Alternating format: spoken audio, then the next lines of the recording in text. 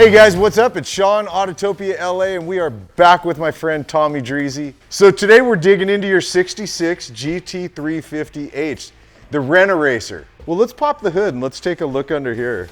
So it's still the 289 in here. It's the 289. Oh, yeah. Obviously though, per the spec of wherever you were racing, pretty much SCCA with this, I think it would get bored up into the low threes, you know, Yeah.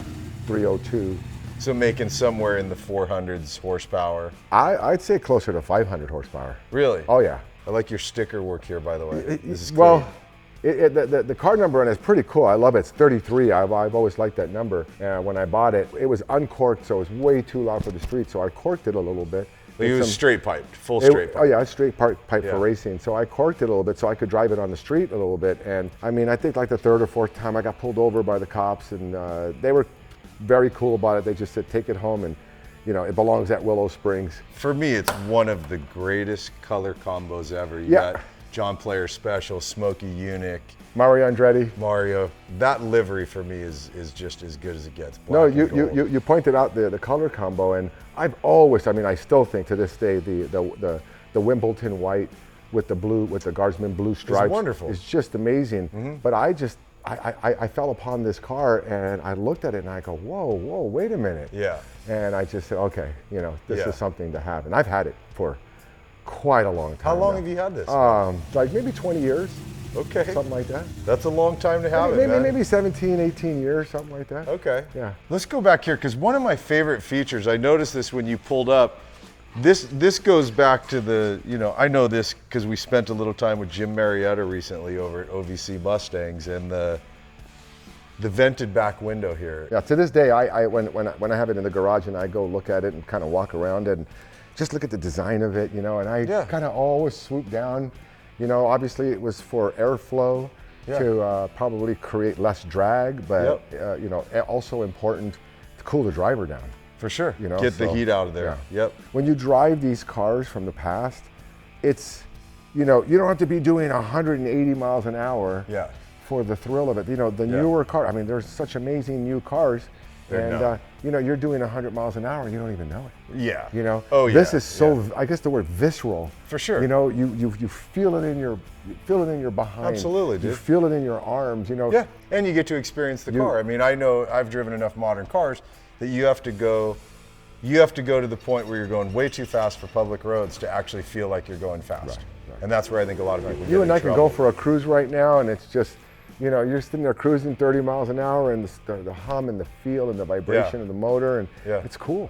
So let's look in here to see, this is really set up for full vintage racing, isn't it? Yeah, this is pretty much how they would have raced it. God, this is so neat to see. And I love these little race buckets, man.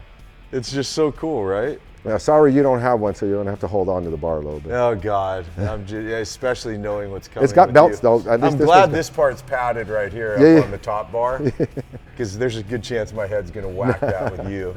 And it's 4-speed, right? Yep.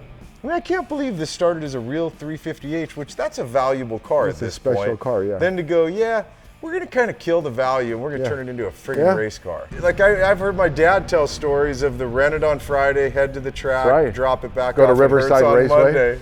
Yeah. So I take it you're running, these are still probably the old bias ply.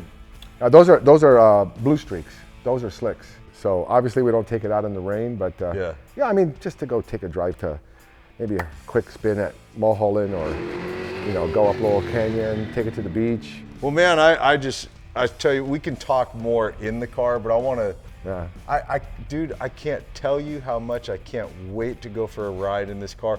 I don't care if we go, and I know we won't, but I honestly don't care if we go 5 miles an hour to beat. I've never been, dude, I've never been in a real GT350H. Okay. Never in my life. Well, let's do it. Let's go for a drive, dude. All right. We're going for a drive, you guys.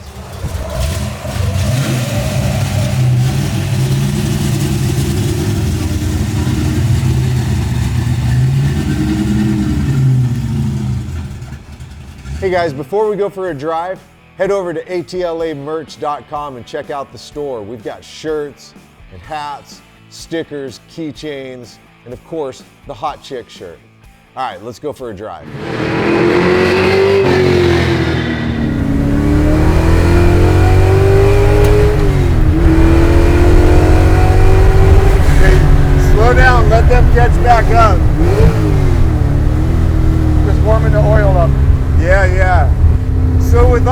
variety in cars. What made you want this car?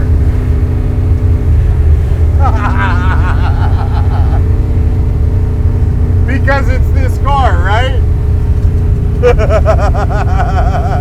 So you don't have loyalty. You're not a brand guy at all.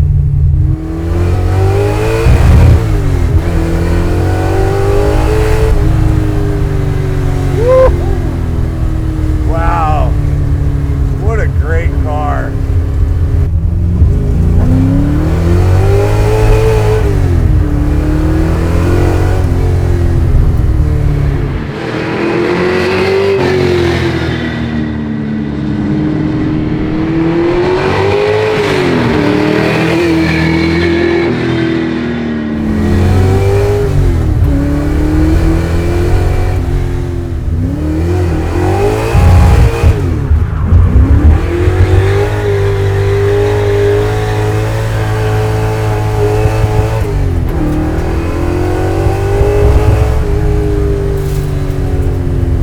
What the hell, Tommy?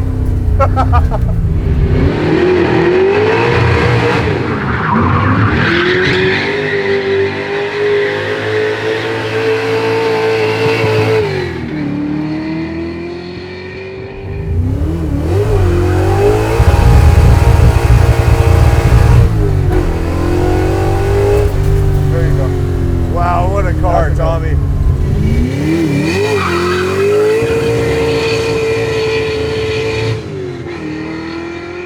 All right, you guys, that's it for our shoot of Tommy's completely badass, amazing, historic racer.